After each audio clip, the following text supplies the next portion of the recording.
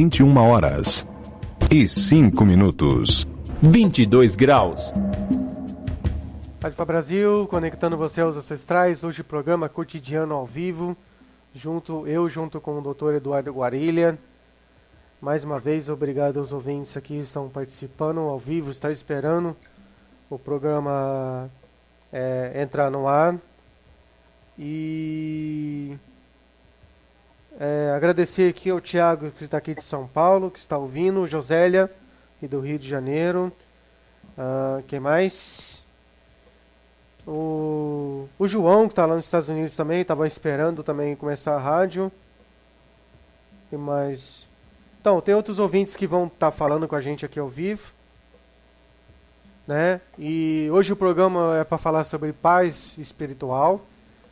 Acho que é um tema interessante. Esperar também que os ouvintes possam vir, possam poder participar mais. O site da Rádio Fá Brasil é www.radiofabrasil.com.br. Todo mundo que puder acompanhar tem YouTube da rádio, youtube.com/radiofabrasil. É bem interessante acompanhar também lá as reprises. Estou junto novamente com o Dr. Eduardo Guarilha. Dr. Eduardo Guarilha, tudo bem? Muito obrigado pela participação novamente. Como é que foi o final de semana? É sempre um prazer estar aqui com vocês, né, com nossos ouvintes. Obrigado mais uma vez, né, por poder estar aqui toda segunda, né. E o final de semana foi bom, um pouco de descanso, as intranquilidades, como faz parte da vida, para já entrar um pouco no tema. E acho que a escolha desse tema hoje foi bastante feliz, né. Eu estava pensando em propor sobre a ansiedade no mundo de hoje. Na verdade, é a mesma coisa, né? A tranquilidade, que se chama espiritual, e a ansiedade são os dois lados da mesma moeda, né? Como está difícil chegar nisso. Sim. Então, espero que nossos ouvintes possam participar aqui hoje, que hoje acho que vai ser bem interessante. Nossa discussão vai bem na tônica do mundo que estamos vivendo hoje, né? Eu acredito que para começar, para falar mais ou menos como a gente condiciona a nossa vida, é a questão da paciência, que sempre vai ser tratada aqui, né, nesse programa, e que também era tratada muito no programa Equilíbrio, com o Babu Fadjemi. Normalmente as pessoas, que você falou de ansiedade, as pessoas não têm muita paciência não. As pessoas gritam, falam, não analisam o seu próprio eu, né? Isso. E acaba perdendo a compostura com ela mesma. Então, até onde a pessoa ela é paciente, até onde ela consegue entender os limites dela? Essa é a questão hoje, né? A gente vive um mundo muito do imediato, né? Do imediatismo, do eu quero agora, eu quero pra já, né? E eu quero do meu jeito, e as pessoas muito buscando preencher buracos internos, né? Eu sempre falo isso, mundo do consumo, né? De um bombardeio de informação, de quantidade, de você tem que ter isso, tem que ter aquilo, tem que ter a casa perfeita, o amor perfeito, a relação perfeita, o carro perfeito. Isso gera uma ansiedade, uma angústia do querer, né? Um esvaziamento interno, e que cai em tudo isso que você está falando, né? As pessoas brigando mais, menos pacientes, menos tolerantes, olhando menos ao outro e a si próprio, né? Claro. Sim, desenvolvimento do conhecimento humano, eu acredito que se equivale muito mais mesmo na procura da paciência, da procura do equilíbrio. O ser humano normalmente ele é impaciente espiritualmente, e o físico dele acaba não aguentando, porque é a pressão, né, que você fala. Sim. Dia a dia. Não consegue se libertar, né? Não consegue se acalmar. A maior dificuldade hoje. A pessoa não consegue segurar, por exemplo, uma das questões que hoje eu estou treinando muito a minha vida. Desculpem pela música. A pessoa não consegue. Normalmente, a inquietude é diferente de se manter quieto, se manter em silêncio. Normalmente você vê que a pessoa está inquieta quer dizer, ela quer falar algo, mas não tem para quem conversar. E tem a questão também de ela poder trabalhar o silêncio dela, para ela poder esvaziar a mente, que é um dos problemas que hoje a gente discute muito aqui e com o doutor também. É uma questão muito difícil. Sim. As pessoas confundem muito. A gente está tocando bem no que, para mim, é um dos pontos altos dessa questão, que as pessoas colocam muito... As pessoas estão vivendo muito fora de si próprias, né? Muito ligadas ao mundo. E na medida que o mundo está com uma velocidade muito acelerada, e eu sempre brinco isso com WhatsApp, e-mail, Facebook, né? Que eu tenho um outro ritmo com essas coisas, né? Às vezes até as pessoas reclamam, a maioria das pessoas já sabe que meu ritmo é outro, né? Demora um pouco mais. De consumo, da velocidade da informação e de tudo, né? Tudo muito rápido. Eu brinco, falo que a gente está no mundo do descartável. Então as pessoas ficam buscando uma tranquilidade externa que está cada vez mais impossível. Para daí falar, não, agora eu estou tranquilo. Não. A tranquilidade é interna, né? Ela vem de dentro. A gente aprende a ter uma quietude interna para lidar com esse bombardeio externo. O problema é que quando a gente faz isso, gera um abismo, né? Entre nós e o externo, que dá uma defasagem grande. Eu falo, né, que o tempo do humano é muito diferente desse tempo que foi criado para a gente hoje, dessa velocidade absurda, né? Da internet, da informação, do satélite, do celular, do WhatsApp. Né, não corresponde ao tempo que o humano consegue absorver as coisas. Absorver informação até vai, embora dê para ir num outro, mas a absorção emocional, sentir as coisas, é um outro tempo. Né, é muito diferente para realmente aprender o que está sendo vivido, o que está acontecendo, o que está sendo feito. Né? Pessoas vão agindo no mundo e não tem tempo nem de sentir as consequências daquelas ações, medir o quanto aquelas ações estão levando as pessoas para onde elas querem ir, né? Elas andam a 300 por hora, a hora que elas se dão conta, elas já passaram muito tempo, já atropelaram o que elas queriam. Né? Isso tem muito a ver com isso que você falou, né? Quanto a quietude não necessariamente quer dizer tranquilidade interna, né? Às vezes você vê pessoas quietas, mas brincando, né? Você olha para a perna delas, a perna está quase pulando para fora da pessoa. Sim.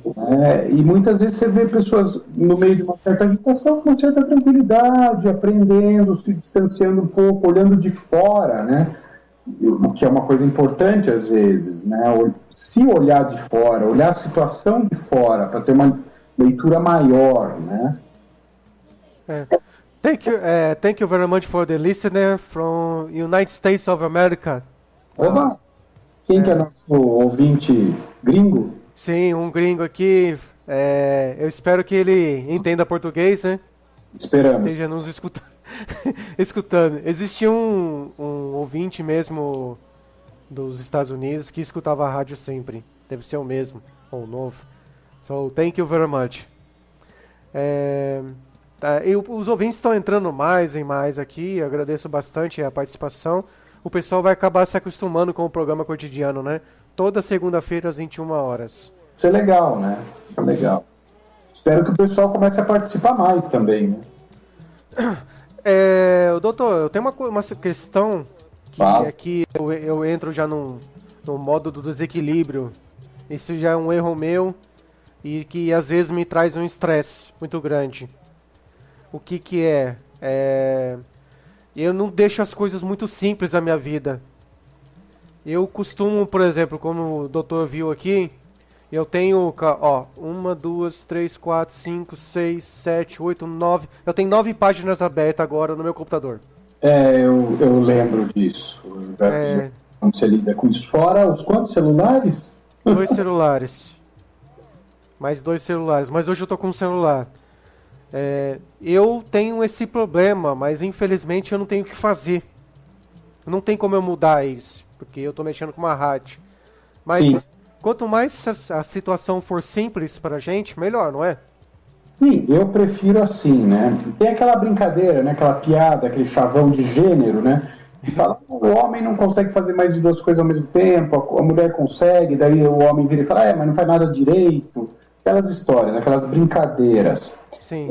Vamos tirar a questão do gênero, lógico, o funcionamento da mulher e do homem são diferentes, uma série de questões. Mulher vê mais cores que a gente, né? Tem uma série de questões, né, que do jeito, o cérebro é diferente do homem e da mulher, né, não tem como. Lógico, tem jeito de criação e tudo mais, mas voltando um pouco no que você falou. Eu acho que independente do gênero, da cultura, da criação, ter um ritmo interno mais tranquilo é importante, até para questionar o ritmo que é colocado, né? Eu estava falando hoje com um colega médico, ortopedista, né? Dessa loucura. É engraçado como todo mundo, você senta para conversar com as pessoas, está todo mundo falando a mesma coisa, né? A vida está muito louca, as pessoas estão muito loucas, que esse ritmo está muito louco, que não dá para acompanhar, mas as pessoas, por outro lado, não rompem com ele.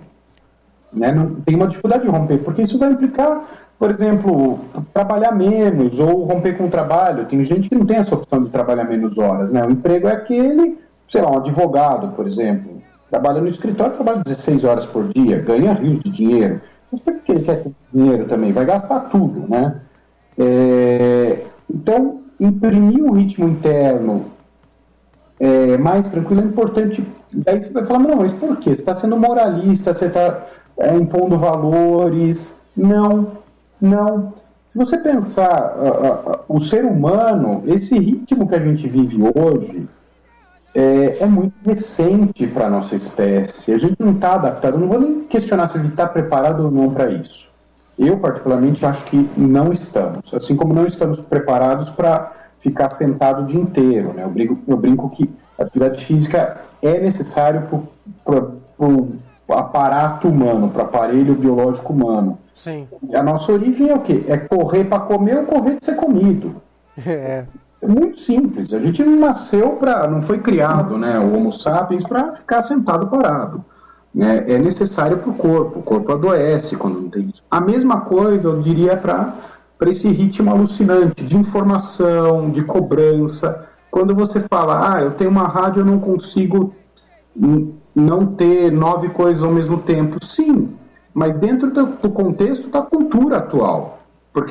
E aí a gente tem que questionar se deveria ser assim. Provavelmente não. Né? Você vê as pessoas... Outro dia, essa cena foi a mais absurda que eu já vi. Bom, as pessoas ficarem digitando no WhatsApp dirigindo, tudo bem, né? Já virou senso comum. Né? E você pensa, por que as pessoas estão dirigindo muito pior hoje em dia? Provavelmente é isso. Mas outro dia eu vi um cara numa moto, digitando no WhatsApp, a moto em movimento, ele segurando o volante da moto e olhando no celular e digitando no WhatsApp. Eu não acreditei. Eu achei assim, aberração. O que significa isso? Né? Por que o cara tem que fazer isso quando está na moto? Bom, porque ele já tem uma moto para ir mais rápido no trânsito, que está parado. Quer dizer, a exigência sobre o humano está cada vez maior. E aonde tudo isso vai parar? Né? Tem que se romper com isso. Enquanto as pessoas estão enlouquecendo, fazendo 3 coisas ao mesmo tempo e deixando mais 2 de fazer mais 2, aonde está a vida? Né? A vida, quando eu digo a vida, assim, relaxar, ouvir uma música, estar com as pessoas que se gosta, fazer um passeio, ou mesmo descansar, não pensar em nada, ter uma atitude mais contemplativa. Não se tem mais uma atitude contemplativa perante a vida. Né? Parece que a vida absorve as pessoas, a vida não, as coisas, né? Absorvem as pessoas e arrastam. Então, tá meio complicado as coisas aí. Meio? O senhor achou meio agora? Estou sendo delicado. Aí, por exemplo, quer ver um exemplo grave disso? As crianças. Hoje, o pessoal fala, as crianças estão hiperativas e tal. Bom, tem um filho, né, pequenininho, 2 anos, e com ele eu me liguei de uma coisa, né? Porque o pessoal fala, galinha pintadinha. Né? A criança para na frente da galinha pintadinha. Eu tendo essa conversa com o pediatra dele. Daí o pediatra explicou, sim, por que a criança para? Você sabe por que a criança fica parada na frente dos desenhos, da galinha pintadinha, dessas coisas? Não. Você tem ideia? Excesso de estímulo. Se você olhar, é um monte de barulho, é um monte de cores fortes, um monte de movimento, é um bombardeio de estímulo que o cérebro da criança fica tonto, ela paralisa. ela paralisa, ela fica paralisada frente ao bombardeio de estímulo. Não é porque é interessante, é porque é um bombardeio, ela fica tipo como se fosse em choque, tentando absorver aquilo. Aí você imagina tudo aquilo entrando na cabeça da criança, estimulando tudo ao mesmo tempo agora. A criança sai daquilo, como é que vai estar a cabeça dela funcionando daquele mesmo jeito? Ela não vai conseguir ficar na mesma atividade por muito tempo. Não sei, é uma percepção. Né? Eu percebi. Daí eu falei, acho que vamos parar aqui, acho que está demais. Ele não conseguia ficar muito tempo fazendo a mesma coisa. Aí o excesso de estímulo, ele voltou. Que era uma criança pequena, na época tinha por volta de 1 ano, né? Então foi muito rápido, né? Aí ele voltou a conseguir ficar numa coisa, depois começo, meio e fim, ir para outra, começo, meio e fim. Antes, né, ele abria uma, pegava outra, saía para outra, ia para outra. Quer dizer, as nossas crianças estão sendo criadas nesse excesso de estímulo. E o humano, o cérebro humano, ele é altamente adaptável. Você dá uma coisa para ele, ele vai se moldar aquilo. Essas crianças vão ter um raciocínio mais rápido, vão ter uma inteligência maior em alguns aspectos, sim, mas qual a capacidade de concentração, de foco, de se dedicar, de conseguir parar e falar, eu vou fazer essa atividade do começo, meio ao fim. E estou falando de atividades tipo, que durem 1 hora ou 2, não estou falando de atividades que durem 5, 6 horas. Né? Quer dizer, o que está se propondo? Né? Tem um lado bom, tem um lado ruim. Né? Eu estou propondo uma reflexão em relação a isso. E é isso, né? Você fala da tranquilidade espiritual, eu jogo aí para o meu lado, né? Da tranquilidade emocional, da tranquilidade mental, né? De uma paz interna, né? Que é um pouco que eu acho que as pessoas buscam dentro de uma busca religiosa, né? Que elas esperam dentro de uma busca religiosa. Qualquer religião, culto ou cultura que se for, tem os mantras, né, as rezas, as entoações que jogam para dentro, né? É uma meditação de uma tranquilização dos pensamentos, né? Que na yoga, zen budismo falam de atingir o vazio, não se prender aos pensamentos, de só ser um observador e entrar em contato com as sensações, com o próprio corpo. Isso. Doutor, eu vou...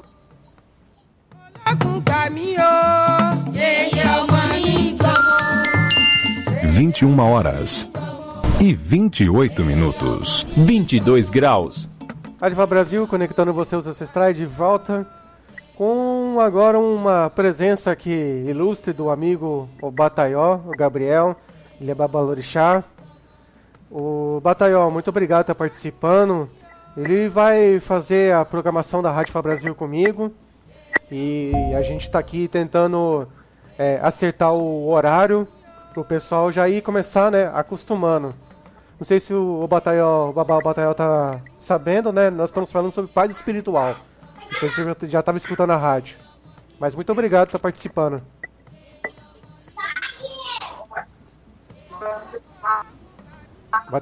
Bataió? Alô, boa noite. Oi, pode começar a falar. Boa noite. Se manifeste, por gentileza. Boa noite a todos os ouvintes da... Boa noite a todos os ouvintes aí da Fá Brasil, né? O Axé me abençoe, meus mais velhos. Estamos aqui para tentar colaborar para difundir os cultos de matrizes africanas da melhor maneira possível, de forma que possa estar se tornando tudo uma grande família, né? Eu acho que esse é o propósito da Rádio Fá Brasil. Ele é uma proposta assim inovadora e muito importante nos tempos atuais, né? Eu acredito nisso. O Babá e Fadaió, essa iniciativa, né? Está criando a rádio, não só a rádio, como a TV, para estar difundindo conhecimento realmente às pessoas que buscam o conhecimento, né? Buscam a parte, o conhecimento da parte ritualística, a parte teórica dos cultos de matrizes africanas, né? Estamos aí para somar no que a gente puder colaborar, vai ser uma grande satisfação, hein, Fabio? Sim, muito obrigado. Aqui, vamos às perguntas já, porque tem os ouvintes fazendo as perguntas aqui, e a gente pode tentar responder aqui, né? Primeiro da Quetine, Rio de Janeiro. Sim, claro. Ela falou dos excessos de estímulos podem vir a causar compulsões. Doutor, é a sua área, doutor. Bom, primeiro Excesso que de eu desculpa aí ao entendi. nosso colega o Bataió, né? Seja bem-vindo aqui. Sim. Mais uma colocação. Respondendo a Quetini, olha, sim e não, né? Eu acho que, na verdade, tanto o excesso de estímulo quanto as compulsões, eles são respostas, né? Não vejo tanto uma relação causal entre eles. Eu vejo que as compulsões, muitas vezes, levam a excessos de estímulos, né? Ou são excessos de estímulos, né? A pessoa fica, como a própria Josélia colocou aqui, né?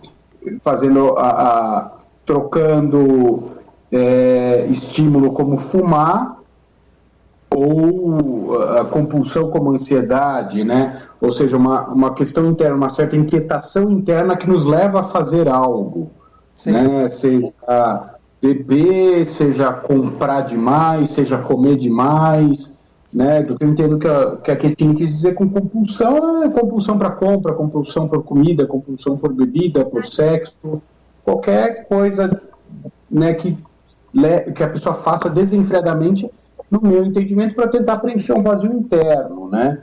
Que esse mundo que a gente vive, dessa aceleração, gera um esvaziamento das pessoas, né? A Josélia coloca aqui da ansiedade, né, que leva a fumar mais. Eu acho que tem um ponto interessante para falar do cigarro, né? Lá vem a droga de novo, né? Oi? Lá vem a droga de novo. Sim, mas sempre, né? Hoje a gente vive num mundo cercado de droga, né? A gente pode falar de vício para várias coisas, não só de drogas, né? A ansiedade, com certeza, as pessoas que fumam têm isso muito claramente, elas estão mais ansiosas, mais nervosas. O próprio ritual, não o cigarro, né? Tanto que tem o cigarro eletrônico, o próprio ritual de fumar coloca a pessoa em contato com ela mesma, né? Se a gente for pegar a psicanálise, os freudianos, eles vão falar do prazer oral, né? É a criança que, frente a uma ansiedade, quem já não viu uma criança que cai, que chora, que está com sono, ou que está insatisfeita, pega o peito da mãe e acalma. O paralelo seria esse. O curioso do cigarro, que ele é tão hábil, que ele, além de dar essa saciedade oral, né? Esse apaziguamento oral, esse prazer oral, ele por si só gera mais ansiedade, ou seja, essa é a droga eficaz, né? Ela provoca o consumo. Não sei se é porque coisa ligada. Eu acho que essa questão acaba muito na dependência, quando a gente estava falando da última vez, a dependência de algo que a gente está falando que a pessoa tem isso por causa da falta da paz interna, da paz do espírito. Aí Sim. entra a questão de novo da dependência de novo de algo. Colocar algo em cima daquilo que o enfraquece. O Bataió, você está conseguindo escutar a gente bem aí? Oi, estão conseguindo me ouvir? Então, sim. Sim. Ah, sim. Desculpa, eu tô perguntando porque o feedback que eu tô tendo aqui, às vezes está picotando o áudio, então me dá a impressão que às vezes falha um pouco.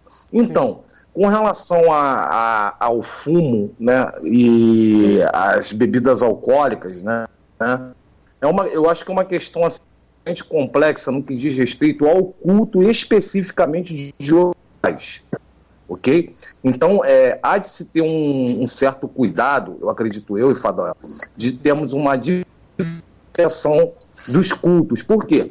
Porque, por exemplo, se nós estivermos falando de entidades que aí não são, né, efetivamente orixás, entidades, por exemplo, de Umbanda, aí seria um outro tipo de olhar a se colocar em cima. Até a questão daquelas entidades que estão ali, né, aqueles ancestrais que estão ali na Umbanda, que a Umbanda ela tem essa tradição de trazer o resgate da ancestralidade brasileira, né, tanto que é a única religião tipicamente, originalmente brasileira. Sim. Né? Todas as outras demais religiões que temos no Brasil, nenhuma delas, nem a igreja, né? Nem a própria igreja católica não é brasileira, né? Nem o evangelho, nada disso. A única tipicamente brasileira é a religião da Umbanda, que foi criada em Niterói, no Rio de Janeiro, região brasileira mesmo. E dentro desse contexto da religião brasileira, por esses espíritos que tomam a possessão, eles se tratarem de espíritos assim, ancestrais, né, brasileiros, o que acontece? Eles trazem aí, o quê? Os índios, pretos velhos, né, que foram os escravos, né, que naturalmente naquela vida deles eles utilizavam o fumo, utilizavam a bebida, fazer os seus rituais ali de pagelança, e tem outras finalidades. Agora, no que diz respeito ao culto de orixás, eu particularmente acho muito complicado, a pessoa que ela é uma pessoa iniciada no orixá, ela ter uma conduta de vícios, né, na sua vida pessoal, né, porque não condiz diretamente com aquilo que o orixá quer passar de clareza, pureza e desse certo tipo de coisa, entende? Por exemplo, uma pessoa que... Batael, desculpa eu te cortar, vou te cortar rapidamente. Você me fez lembrar uma característica que tem na Umbanda, principalmente no tempo da minha avózinha, que a pessoa que está bebendo demais ou está fumando demais é por causa do espírito. Mas Não. eu tô dizendo pra você, não tô afirmando, eu tô dizendo no tempo da minha avó lá, que eu escutava, você tem que entregar um cigarro, ou um charuto, ou uma oferenda, para que esse espírito não faça você continuar fumando. Mas não adiantou muito bem não, porque a gente vê que é o princípio da ansiedade que a gente está falando aqui, e que as pessoas não conhecem, Ori. Sim, o Ori é muito importante, o Ifadaió. E não só isso, há de se ter cuidado, ter assim, muito cuidado com o tipo de avaliação no que diz respeito a isso. Por quê? É muito comum, psicologicamente falando, que o ser humano, independente de religião, o ser humano ele traz esse instinto de autodefesa, né, natural, dele, sempre quando ele comete algum erro, comete alguma coisa que não é uma coisa legal, dele colocar a culpa em outra coisa. Né? Isso é uma defesa do ser humano. Sim, bem interessante isso que você está falando. Exatamente. Então o que eu quero dizer é o seguinte, o Ifadaió, assim, eu sou um bandista desde que me conheço como gente, há 43 anos. Então eu já vi muita gente, assim, não sejam todas as pessoas em todos os casos, né? Mas a pessoa fala assim, eu fui pra rua e bebi pra caramba e usei drogas porque estava encostado com a Maria Padilha. Isso. A pessoa não estava encostado com a Maria Padilha. A pessoa já estava intencionado em cometer tal ato, né? E aí, para tirar aquela culpabilidade da pessoa, para dizer, não foi eu, foi porque Maria Padilha estava... Aí coloca a culpa na pobre da coitada da Maria. Você deu para entender? É complicado, entendeu? Então, só que também existem as duas faces da moeda, tá? Existem casos que sim, os espíritos obsessores, aí não são espíritos, são espíritos uma evolução, uma certa evolução espiritual, realmente influenciam na pessoa. Né? Tem esses casos também. São aqueles eguns bem pesados, bem barra pesada, né? Aquele tipo. Por isso que é complicado da gente julgar o caso da pessoa, porque aí teria que a pessoa ir no oráculo para ver qual é o espírito que circunda aquela pessoa, se realmente é um espírito ancestral legal, é uma entidade de Umbanda com luz que veio para fazer um trabalho, para evoluir, coisa e tal, ou não é um espírito ruim, trevoso, que vive aí pelas ruas, esquinas, deu para entender? Ou é uma coisa da cabeça da pessoa, uma invencionice, né? Então eu acho que podem existir essas três frentes, né? Sim. Doutor Eduardo, o que você tem a dizer? Eu achei muito interessante, inclusive vai de frente com uma pergunta que a Ketine colocou aqui, de cultuar o Ori para ficar mais calmo. Eu achei bem interessante isso que você colocou agora, da questão do Ori, né? As pessoas têm essa tendência a se desresponsabilizar pela própria atitude. Né, eu acho que não vou entrar no mérito de como se cultua o Ori, né, mas eu vou falar de cuidar do Ori, né, de cuidar da cabeça, de cuidar de si, das emoções, dos pensamentos, das atitudes, né, de como a gente existe no mundo. Eu acho que isso faz muita diferença para tudo.